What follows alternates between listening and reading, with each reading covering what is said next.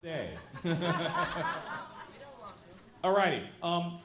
The next guest we're going to bring up here on stage, a lot of you folks obviously know who this man is. He's probably one of Scott's, if not the best friend of Scott Bakula. You'll be seeing those two dueling each other tomorrow in a trivia contest, so that'll exactly test how well friends they are, of who knows the most about Scott's career. He has a bevy of information to share with you. I'm going to bring him up on stage. Scott's friend, I'm not even going to use publicist because friend is even better. His friend, Mr. J. Schwartz. Oh my God, Max is here. Max, hey buddy, remember me? How you been? Come here. Say hi. Come here. How you been? I haven't seen you in a couple days. This is right here. Okay, so tell us how sure you are that you're going to whip Scott in trivia tomorrow. Oh, Scott's gone down. Again, he was in the office, and I brought my books. You know, I have my books to study. Not that I've really done that, but I have the books.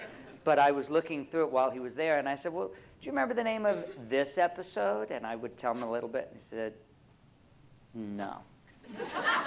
And he said, well, you don't know the name of it. And I said, I do. I'm looking at it right now. Of course I know the name of it. And he said to me, what would the name, what was it? Bruce McGill was one of the questions. And I said, well, he was in the finale. He said, well, what other episode was he in? And I'm glad you told me because I didn't know that. No more answers for him. Don't ask him questions that you think you'll answer if he doesn't know it. Don't do that. But I have the book, and I see from the program that all the episodes are listed in there with a description. I know. How did you first meet Scott? I first met Scott in New York. He was doing a play, Three Guys Naked from the Waist Down. I worked with a woman who threw the party for the show, and it was at Limelight on 6th Avenue and I think 21st Street. And I had gone to see the show first, and then we went over to the party. And I walked up to him in the party. We were in the VIP room, and I said to him, one day you and I are going to work together. Yes. And he agrees. And sure enough, when I moved out to Los Angeles, he was doing a play called Nightclub Confidential, and I was hired to do the publicity on Nightclub Confidential. We hooked up again there, and then he said, you know, well, I'm going to be doing a series called Gung Ho. And he came in and he met with me. It was June 1986, and that's when we started working together. What are you looking at? And that's when we started working together. So we've been working together since June 1986. And Scott's like my brother. We're very, very close. We've been through a lot of good and bad together. And so we're just very, very close with each other. Well, I want to personally thank you. In my experiences doing conventions around the world, it's almost impossible to get Scott at a convention. In fact, if you know where he's ever appeared, that's an absolute rarity. And it's thanks to this man right here that, without a doubt, Scott Bakula is here at this events that he doesn't do. He only does them for the Quantum Leap fans, because Jay told me he loves you guys so much. So, go ahead. Can you get him to Australia? No, but I will make an announcement now. That's not going to be announced until next week. I'll make a couple of announcements. First, you all know that he did a pilot that has got picked up to series for TNT, and it's called Men of a Certain Age with Ray Romano and Andre Brower, and that'll be on the air, at least as of now, next January. His film, The Informant, which he co-stars with Matt Damon, it's Scott and Matt Damon, directed by Steven Soderbergh, will be opening on his birthday, October 9th, 2009. And the last thing, the last announcement is we've agreed yesterday Scott is going to do a signing in England, the first time. He's going to be doing this July 19, 18 and 19 in England. This July. This July. Where? I don't know, but I am sure it will be announced. With who? I don't know the name of the promoter. Jason is. It's Collector Mania he's doing. I don't know if it's Milton Keynes or not, but it's the Collector Mania. In London? No. Yeah, but Whenever it's the July out show of is. London. They told me it's like on the way to the airport. I'm sorry?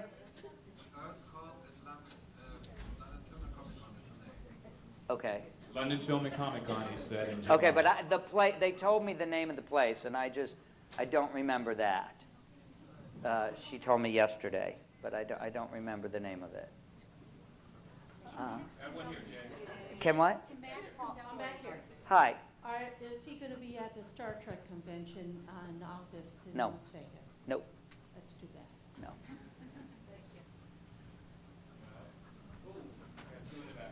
Okay. Sit down. Sit down. Hey, Jay, what are some of the items that you're going to have in the auction in addition to the ones you have at the table? Where are you? Who am I talking to? Okay.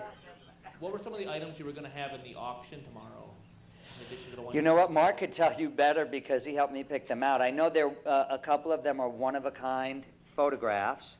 Two of them, one of them's from Necessary Roughness, one from the publicity photo shoot. 2 photos are of him directing an episode of Quantum. There's the jacket he wore at the World Series when he sang the national anthem. Mark, do you? Yeah, I forget what the rest of them are, but. But you know what I'm thinking of doing? I'm thinking of maybe putting all of that stuff out in the display room so everybody could take a look at it. Good. Sure. I got here late this morning, so we worked really quick to try and put things together. So I haven't done that yet, but maybe right after this, I'll go throw everything in the display room so everyone can see what it is. Okay, we have a. It's okay. Max is good. That's all right. He's good. We have another question here in the back of the room. Okay. Hi, I'm Kimberly from New York. Hey. What part of New York? I'm from Long Island, What part of Long Island? Upper Brookville. No one's Okay. ever heard of it. I went to school in Long Island. Yeah, I went to Stony Brook. Oh, cool. My brother goes to Hofstra. Where I'm from is across the street from CW Post, Okay. if you know. I was at the Las Vegas Star Trek convention last August, and I took a picture with Scott Bakula. And not that he's not worth it, but I'm just wondering, why is he so much more expensive? Like, he's $109 and William Shatner's $70, you know? He's the You know what? We don't have anything to do with that. It's the convention people. He limits also how many photos, like you said that he doesn't do many conventions, and I'm wondering Right. how come. Well, because Scott has a family. Scott has 4 children, and his family has always come first. So he is very, very grateful to the fans, which is why he's here, which is why he went and did the Creation Convention last summer, and I believe 2 summers before that, because he also has an affinity for all of the fans and everyone who has supported him throughout his career. The flip side of that is he's a dad, he's a husband, he has 4 children. So family comes first, as I'm sure most of you understand. And as far as what they charge, that's really not for us. We don't put prices on that. That's up to them. And if you have issues with that, I would suggest you let them know. No, seriously, I'm not saying it like that. I'm saying I would suggest you talk to them. We don't get involved with them that often. I have no idea what anybody pays for anything, truly. I didn't have a problem with it. I was just curious. No, but I'm saying you should talk to them about it. I didn't know if it was Scott who. Scott has no idea what the price is. I don't know what the price is. You just said $109. Yeah.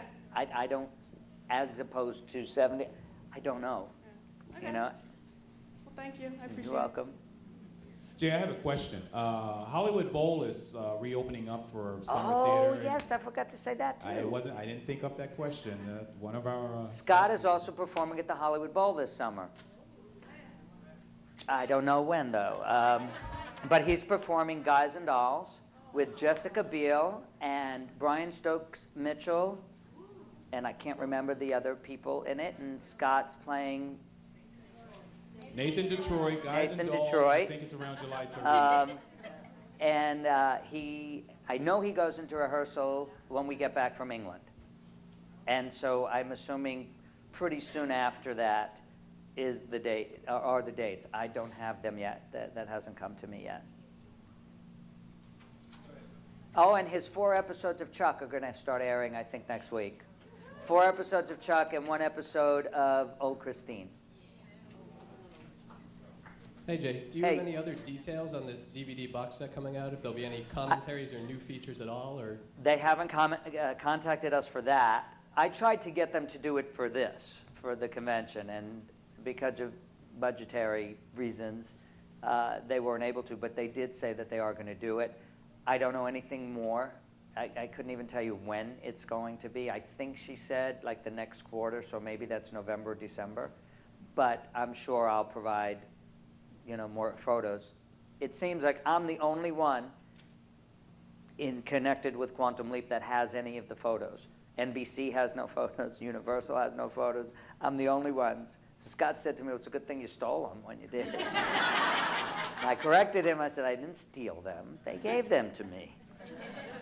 Because I had to approve them all. So I have like binders full of slides and all of the slides, all of the pictures that are in the program came from me, where they came in, they took the pictures for the program. Thank you. Any other questions? Wave your hand. Yeah, here you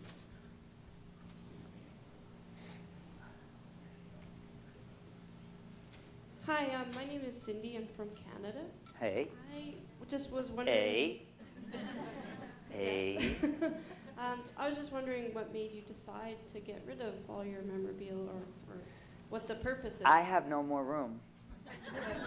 I had a storage unit full of stuff with all my clients, and I had to get rid of it. I can't keep it. And all of this stuff, this isn't even all the stuff. I have all kinds of enterprise stuff still sitting in my garage. I need my garage back to put my car in. So it was just time to get rid of it all. And like I said, there's really some cool stuff down there. There's stuff that nobody else has. And that's what I thought was so special. This would be the time for you, which is why Scott came in and sat on my floor the other day and just for hours signed things. Because this is, once in 20 years. This is it. This is the fire sale. It all goes. So we figured you guys have been so good to us. We want to give back. And we thank you for that. No problem. And we really do appreciate 20 years of following his career and supporting him and being there for him. We really do appreciate it. Nothing gets taken for granted. We know as soon as something comes up, I call Margaret Colchin or I email her and I give her the information to put it out to everybody. So the Quantum Leap fans really hold a very special place in our hearts. So I wanted you to know that. Scott's very thankful. And as far as the trivia thing is, he can't remember anything. And what he will probably say tomorrow is, oh, he's going to let me win. Or he'll give that one to me. He just doesn't remember. That's the truth. Yeah, his brain is Swiss cheesed, right. Oh. Hi, I'm Taryn from Portland, Oregon. This is Brianna. I can't. Taryn from Portland, Oregon. This is Brianna from Portland, Oregon. Hi, Brianna. And we wanted to ask a question about having best friends, which obviously is pretty important to you with your dog. She's got a dog that's her best friend too. And she wanted to ask a question about Dean, and if you knew Dean also. I know from the show, but I haven't seen Dean since he did the episode of Enterprise. I haven't seen Dean since then. And also we wanted to ask if, Scott being your best friend, if you could tell us about why? And what kind of qualities does he have that makes him your best friend? Because if you've been hanging out with him that long, there must be some pretty good qualities about him. Brianna wanted to know that, and maybe a couple stories about some of the good and some of the bad times. Scott, he's a very unique person. He's just what you think a best friend should be. That's who Scott is, without asking. He's always been there. He's supportive. He's loving. He's caring. You know, whatever stories you would hear, I used to hear things when I'd walk on the set of Quantum Leap that, oh, he's such a good guy. He shakes every single person's hand in the morning, every crew member, every cast member, every guest star when he walks on the set. And before he leaves at night, he will not leave unless he has done the exact same thing before he leaves. It doesn't matter how long his day has been. That's just the type of person he is. He's just been there for me on a personal level. A lot of you know that before Max, I had a dog named JD. And when JD died, you know, Scott and Chelsea were there for me as well. And it's just hard, you know. What is a best friend? Well, there can be a lot of answers to that. You know, if someone asked me what is a best friend, I'd say Scott Bakula. Look up that definition, because he's just that person, and you can't make that up. You can't be that. You just can't make that up. It's all good.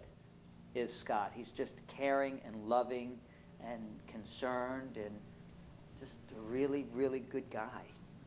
So that's what makes him my best friend, you know. I had a lot of, you know, things in my, you know, in my life, and he's had in his, you know, and we've just been there for each other, you know, no matter what. Push comes to shove, we're there. So I hope that answered your question. And it's awesome to hear because, I mean, we have the closest source possible, but all weekend long, Jay, all the guests, people worked with him in the past, it's such a mutual admiration society. It was just unbelievable, and it was all genuine. They don't have to say it, but it's basically echoing what you're saying a lot more than these people were saying, but pretty much in the same realm. Yes, ma'am. Hi, hi, Jay. Hey. Hi, I'm Teresa. I'm from Brooklyn, New York. Brooklyn. What part of Brooklyn? Bensonhurst. Bensonhurst, because I used to be from Brooklyn, too. I'm from Seagate, which is at the end of Coney Island, where they really talk like this. Coney Island's still great. I had to practice in college not to talk like that anymore. I had a professor. I took a linguistics class. I studied acting in college, which, you know, how hard. And this is why I make fun of Scott all the time with his accents, that he can't do an accent. I wasn't paying attention in this class, and I was doodling, and the professor said, people from the Bronx say strawberries. And I raised my hand, and I said, well, I ain't from the Bronx, and I say strawberries too. And he said, people from the Bronx and Brooklyn, there's a few words. It's strawberry, string, strip, straight. That are hard words. You're laughing because obviously that's how you speak. I get made fun of coffee. Right. Coffee and walk and talk. And huh. I'll call you later. Huh. You know, I'll talk to you later. Are you going down to Hamptons? You're going down the shore. And I practiced and practiced. He said that he would give me points on the final if I could say strawberries, right? So I got up in front of the class the last day and I said, strawberries. And he gave me the points. But now, instead of saying strawberry, string, strip, straight, I can say strawberry, string, strip, straight. And coffee. There's one thing I still can't say. You know the show LAW and ORDER? Can't do that Law one. and Order. Law and Order? I can't do Law and Order. It doesn't work for me. I have a hard time with that. Oh, no. She didn't ask her question yet. Relax, relax there, Mark. Calm down. Take a load off. Sit for a minute. My question is, if there's a project Scott would like to do, now I'm conscious of this. Don't be conscious how you talk. Does he recommend it to you more like, I'd like to do something like this, or do you go to him and say, Scott, this would be great. What do you think about this? No, we don't. I do Scott's publicity. I'm not his agent. His agent, he'll be here tomorrow, you know, sitting in the back somewhere, will bring him projects. I'm the one who pushed him, though, to do Boston Legal. I made that happen. I pushed that very, very hard. And I think that's one of the best things he's done since Quantum Leap. Because after every Quantum Leap episode, I used to call him up after the episode ended and just, you know, go crazy over it. And I haven't done that since. And after I watched Boston Legal, I called him up again. I said, that was great, that was great. And Thank you did very everything. much for that.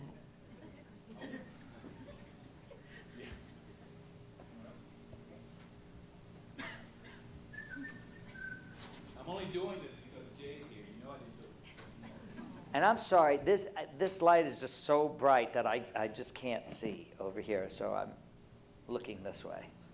Okay. Hi, I'm Carissa from Canada. Hi. And hey. Was there ever an episode of Quantum Leap that Scott came to you and said, "Oh man, I don't know if I can do this one. I don't know if I can master this talent," or if he just leapt in with both feet? Pardon the pun. No, he did every not time? like leaping without a net. Did not like that. He's got an inner ear thing and hanging upside down. That was so much fun to make fun of him about. But he did not like that at all. And ask him tomorrow the name of that episode. He can't remember. He'll call it, what did he say? It's Leaping Without a Net. And I think he called it maybe Leaping In Without a Net or something. But he wasn't fond of that episode. Just because he had to hang upside down. As a note, I have seen all of the trivia questions that these guys are going to have to answer tomorrow, so we'll see. It better not be like, what was the sign on the road when they were walking down, you know? Janine? Where are you, Janine? Are you in the room, Janine? Where is she? She's not here. Who? Hold on. We had a girl named Janine J. Yeah. We had a fan in here. Her name was Janine. One of the questions during the fan trivia contest last night was... I should have come to that. No, you weren't allowed. One of the questions was, what was Sam... Everybody say it. What was Sam's social security number? She got it without hesitation. Now, don't you think that's just a little ridiculous? Hey, come on she's now. not here. You can say whatever come you want. Come on now. And she got it right? What? There was something I saw maybe I was reading in the program or one of the books that I have, and it was when Sam and Al were walking down the road, there was a sign on the side of the road. What, you know, and it gave you the name of the sign, or who was Frankie so-and-so. It's like, I don't know. Hi. Okay. I'm Laura, originally from Long Island. I live in Queens. Okay. Originally. And what is your name? Laura. Laura. Also Well, have if the you're from accent. Long Island and Queens, you're Laura. Yeah, I'm Laura. Also, say coffee. Coffee. I've never lost the accent, even though I lost the rest of that. I'd like to know if Scott would ever consider a project back on Broadway again. Sure, Scott loves Broadway. You know, the couple of musicals he just did, one was supposed to go to Broadway. One went to San Francisco, the one he did here, and helped me with the name of it. He did it at the Westwood Playhouse with Laurie Metcalf and Dennis Butzik. Quality of Life. And they took that to San Francisco, and that was supposed to go to Broadway, and it didn't. And then the musical he did in San Diego, Dancing in the Dark, was also supposed to go to Broadway. That didn't happen. Scott would love to go back to Broadway. If We it's, need him. you know, the right thing, he'd love to go back to Broadway. Yeah. Anybody?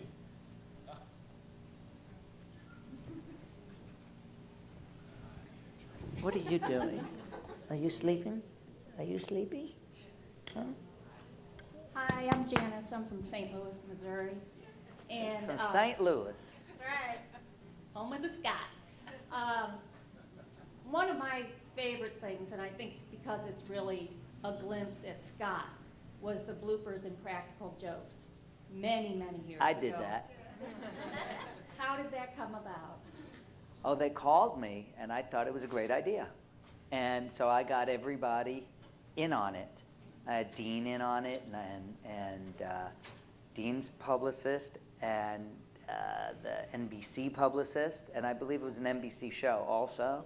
Yeah. So I told Scott, you know, after work we had to go and we were going to do this, and you know, they were, if I recall correctly, students who were trying to put this thing together, and they set it up whereas nothing went right. They didn't have the right equipment, they didn't have anything, and they ran out of time. And Scott offered to pay to go rent the equipment for them. Yeah, he was going to go to the ATM. He said, Right. I can go to the Really? I mean, really, he's that nice? Yes. Because I Yes. just fell madly in love with him when Yep. I saw that. I thought, this That's is the kind Scott. of person that I want to follow as far as fandom. That is Scott, and he had no idea. That's awesome. One other quick question. Do you Bless you. know if he has any plans of doing a St. Louis premiere of The Informant? I don't know. I do know where the premiere is going to be, but I don't know that I can give that out yet. Okay. All right. It's Thank not you. going to be in the United States, though. That's too bad. It's not going to be in Europe Or Australia. or Australia. Any hands out there? Anybody on this side of the room? Hello. Hi, I'm Emily. I'm from Utah. Utah? Yeah, Utah, from Salt Lake. I was wondering if you could tell me why Scott isn't going with Bandwagon to New York, because I know they're taking it to Broadway, and they changed it back from Dancing in the Dark to Bandwagon, but there was a note that he isn't going. I don't know. And they have a new cast. I don't know. Okay. Maybe it had to do with schedule. Maybe it had to do with, you know, him doing his series. I don't know. Actually, oh, I think it was the series. That's right. I remember now. Because they're going to start shooting in August. Okay, so they haven't yet. No, they've shot the pilot. And did he grow his hair out for old Christine again? His hair is long. It's not as long as it was. It had to be long for Shenandoah. It's not that long. Because he did Christine right after he finished Shenandoah. Papa Jeff had the long hair, and we didn't know if he was But going to again. his hair's, yesterday, 2 days, yeah, his hair's long, but it's not very, it's not that length, but it's long. Yeah. Okay. Thanks, Dan. And I believe that's why he's not going, because he's doing his series. But he'll be performing at the Hollywood Bowl. Okay, we have some shy fans in here. Don't want to get up to the mic, but I'm going to answer it for them. Okay. Someone asked, since Scott has done the tango and has danced with Debbie Allen, is there any chances that they might go on Dancing with the Stars? No. No. It's not something he's interested in doing. But you could ask him tomorrow. He's been asked to do the show.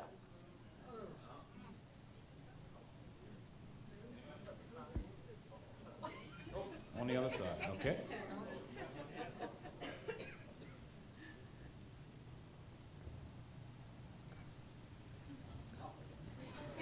What? My name's Becky, and I'm from San Jose. Hi, Becky. Hello. And I was just curious, being really good friends with Scott, what are some of your favorite Scott memories? What are some of my favorite Scott memories? Or the funniest story? Oh, I have one. Dennis, where are you? Dennis? Do you remember the plane when we left Dallas? We were on a promo tour for Major League Back to the Minors. And we were on a private plane. But it wasn't like this fancy, huge, it was a little tiny plane. And there were a bunch of us. It was Scott, me, Dennis, Mark Steiners from Entertainment Tonight, Corbin Burnson, and a couple of the other cast members. I think Kenny, who's now on Saving Grace. I think a bunch of us were on the plane, and we had these two young guys that were pilots, and I, wanted to mess with Scott. And so as we were taking off, they did this, and this is not recommended, but they did this takeoff. You're just speeding down the runway, and then all of a sudden, shoot, and the plane went straight up like that. Scott did not like that. Remember that? Scott did not like that at all. I loved that. I was hysterical. Scott was not fond of that. What? I say, what's he like then? Then? He just gives you a look. He's like, I didn't like that. Oh, yeah, he knew it was me. Because I was the one sitting in the corner laughing. Everyone else was getting sick. I thought it was very funny. Another funny story with Scott? I don't know. I have to think on that. Just following up on her question, what's one of the funniest pranks he's ever pulled on you? He doesn't get me very much. One of the other, I'll answer that in 1 second. They got me for my birthday, a birthday a few years ago. They totally surprised me. He and someone else threw me a huge, huge birthday party. And the other person was a trainer, and it was a Friday night, and my birthday was Saturday. And I was training. I was doing kickboxing.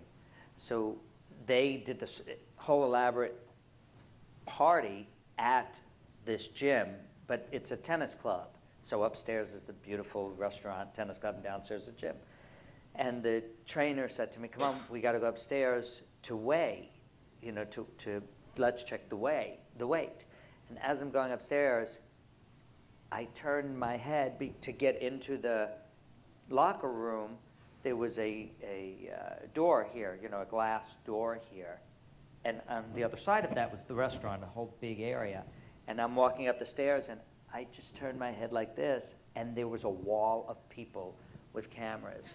I was like, and they all yelled, surprise, and it was Scott and Brian who threw the party for me. I mean, they threw the party with a band and food, and so he got me there. But what we do to each other, and this started in Paris, he was already in New York. I was meeting him in New York. We met at the airport, and we were continuing on to Paris. And we were going to go to sleep on the plane, but we wound up talking the whole flight to Paris. Well, when we got there the next day, our rooms weren't ready. So he said, let's go walking around, and we're going to stay awake. We're going to be up for until we go to sleep tonight. So we're on some sort of schedule. That never worked out. Whenever we got in the car, I was like this, and I'd sit in the front so he would talk in the back so that I wouldn't be bothered and I could fall asleep, and he'd just hit my head all the time.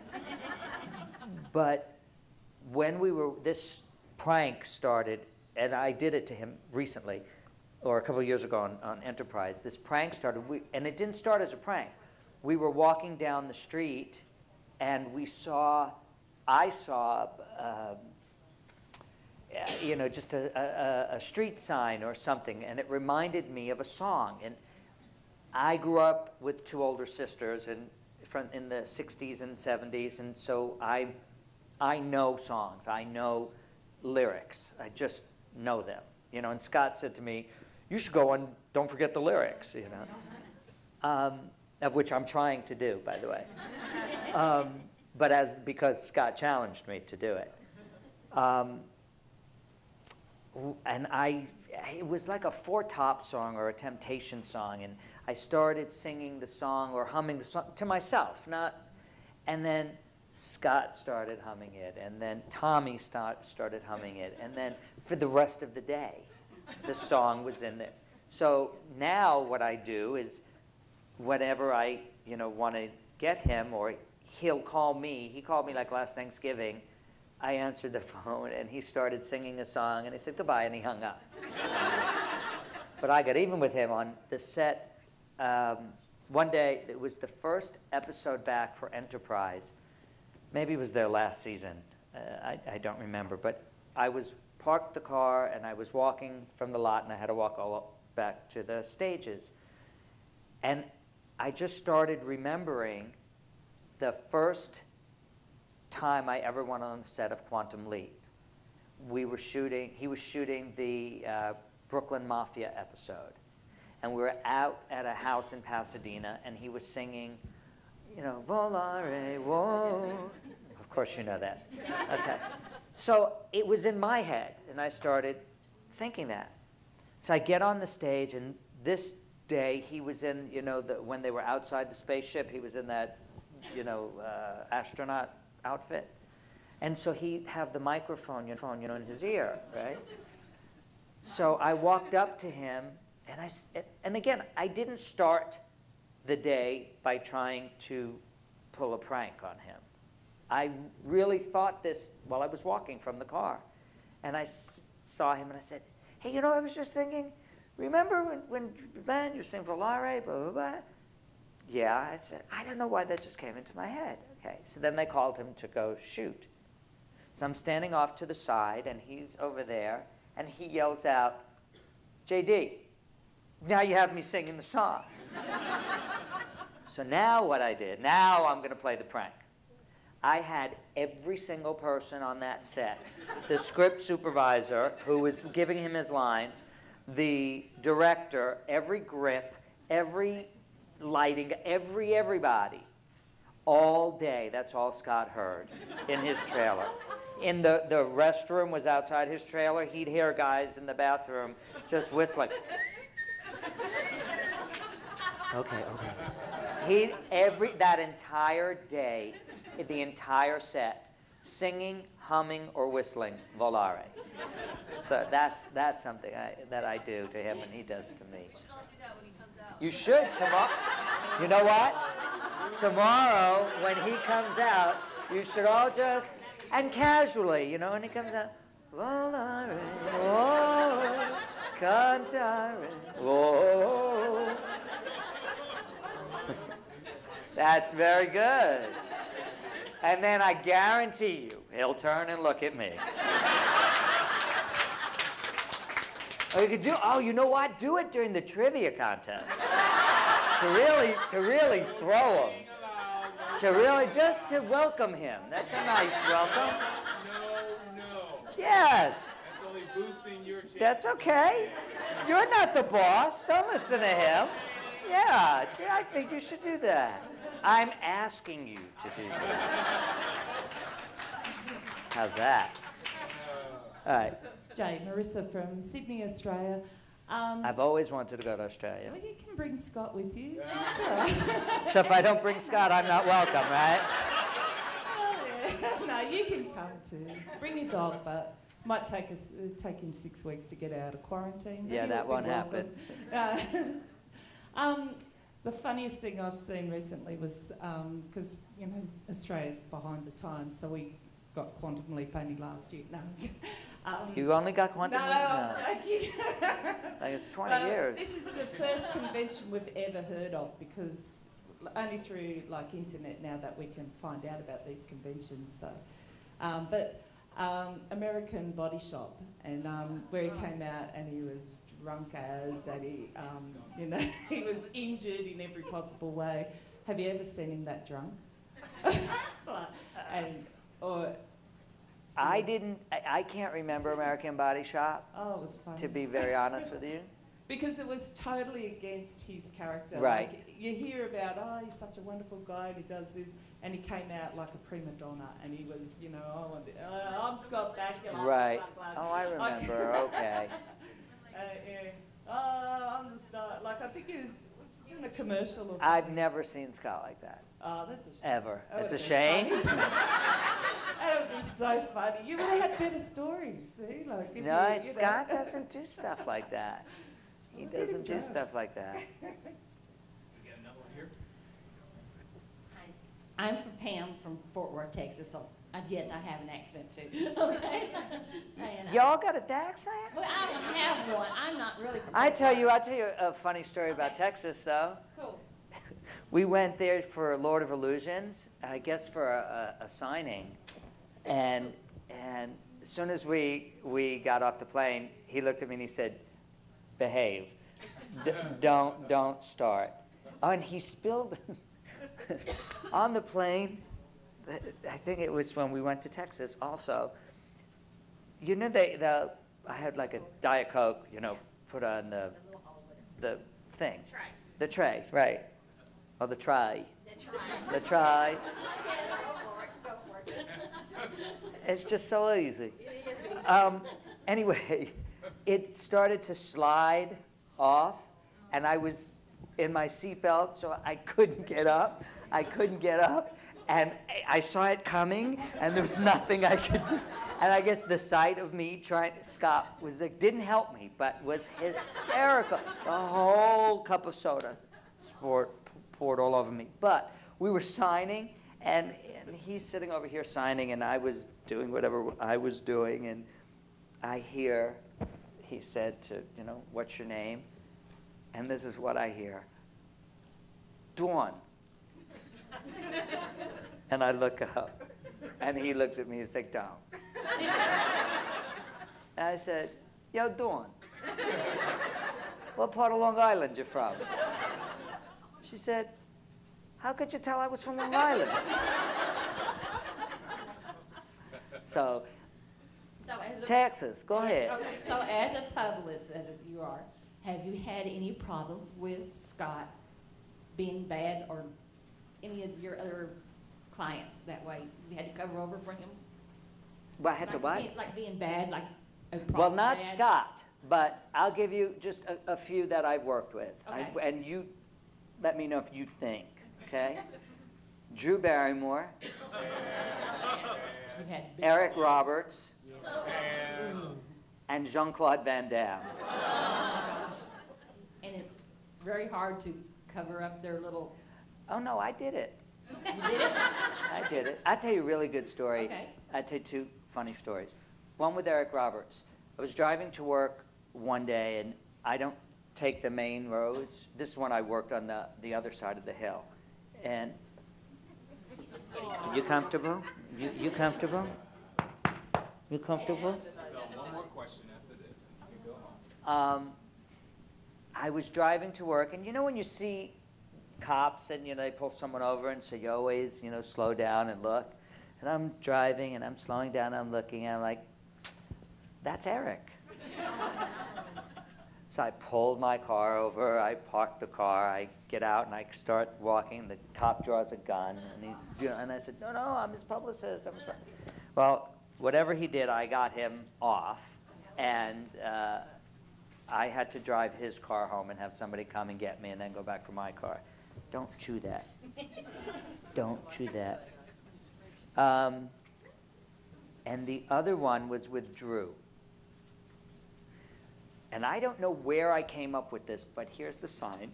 I think of a good publicist, that you could just come up with things. Drew had gotten married, and the producer of her film gave her a bottle of champagne. But Drew is a recovering alcoholic, right? So I get a phone call. My office tells me it's Entertainment Weekly on the phone, asking me, you know, well, how could she drink champagne if she's a recovering alcoholic? And I didn't know anything about this prior to, and Drew wasn't drinking, okay? But the producer just didn't think, right? So I got on the phone, and I made them repeat that to me, and then this is just what came out of my mouth. You know, it's not, you know, the champagne to drink. I said, you know those bottles of champagne with the pretty flowers painted on them and the glasses with the flowers? I said, that's a keepsake. That's what they got, where they just keep it in the box and they put it up. And sure enough, that's what they printed. Now, that just came out of my mouth. I don't know where that came from. So you have to be quick on your feet. You have to always have an honest relationship with your clients and they with you. So when something like that happens, you're prepared to come up with something without it sounding like it's a blatant lie that you're making something up. So, no problem. Anyone else? We good? Yes? Could you describe your job? Because I have an idea what you do, but not exactly what you do. What does a publicist do? Ideally, a publicist's job is to create a positive image to the public and to the industry of the actor. So you do whatever you can to create the positives. Like when you hear, did Scott really do that? Yeah, he did. He really shook people's hands. He really, if this is one of your first time here, you will see Scott doesn't leave tomorrow when he's signing and taking pictures. He will not leave unless he has signed every single person. That's why we're limiting it to one thing per person, because he's got to go home and be with his family because his kids are on spring break now. So he's going to be here for quite some time tomorrow, so we want to do it as quick and easy as possible, but he won't leave unless everything is done and taken care of. That's the type of person Scott is. So it's my job to try and get him out there for that. Scott really hasn't done a whole lot of press, but when the movie comes up and the film comes out, you'll start to see Scott all over the place. We do publicity for the sake of doing publicity, not to be a Kardashian. No, it's probably your client, right, Dennis? You work with the Kardashians? No? Just checking. Okay, and on that note, we need to close out. Jay, if you have any final words, if not, we'll go ahead and let you go along your way until we see you later. Okay, I just want to say thank you again for all these years of supporting Scott and us. It's I really appreciate it, and it doesn't go unnoticed. It really does. And I appreciate all of the cards and notes and things that I got when JD died. I really did. It meant a lot. I didn't get to it for about 6 months, but it really meant a lot that I got it all. So thank you. And I know he gets treats sent to him a lot of the time, so we appreciate that too. All right? And seriously, come downstairs, check this stuff out, because this is it. After this time, it's gone. It's absolutely gone. So there's some pretty cool stuff down there. And we'll probably put that auction stuff in the display room so everybody can see what it is. Yeah, so everyone can see what he has, and he's right. It's after this, it's gone. You'll never see it again, and it's like investing. If you're not investing in stock right now, this is probably the best thing you can invest in. So, all right, everybody, thank you so much. Ladies and gentlemen, Mr. Jay Schwartz.